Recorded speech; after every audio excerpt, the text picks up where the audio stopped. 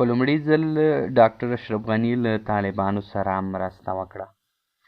دا لومړی ښکاروار دی چې اشرف غني له طالبانو سره مرسته کوي چې دغه مرسته په شفاهي ډول شوې ده. اشرف غني طالبانو ته د مشاورې په برخو کې لازمي سپارښتنې کړي دي ترڅو نظام یې بقا وکړي. لومړی اقتصاد پیاوړی کړئ، بهر ته د پیسو په خاص ډول د ډالرو د قاچاق مخنیوی وکړئ.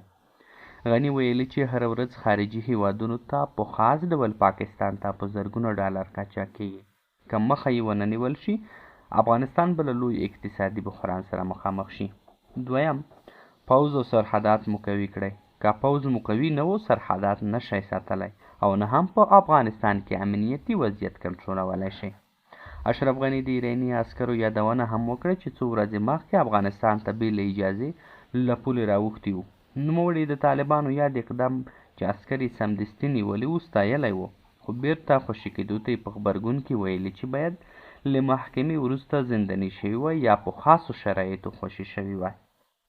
دریم، اداري فساد، رشوت او واسطه ختمه کړئ. نوموړي یادو ټکو ته په اشارې ویلي چې جمهوریت اداري فساد، رشوت، قوم پرستۍ سقوط کړ. که یادو ټکو ته اسلامي امارت پام ونه کړي نو د جمهوریت له برخلیک سره به مخامخ شي.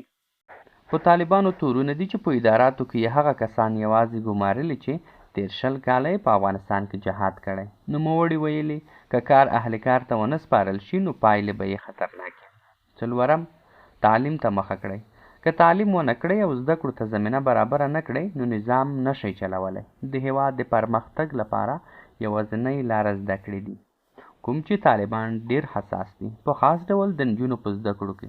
د طالبانو له واکمنۍ سره زده کړو ته لیوالتیا په 70% کمه شوې ده. اشرف غني یاده مرکه او خبرې له ABN نړیوال تلویزیون سره په مرکه کې کړي. کومې خبرې چې ډاکټر اشرف غني د طالبانو د نظام په باره کې کړې وي، کټ مټ مو تاسو ته رانقل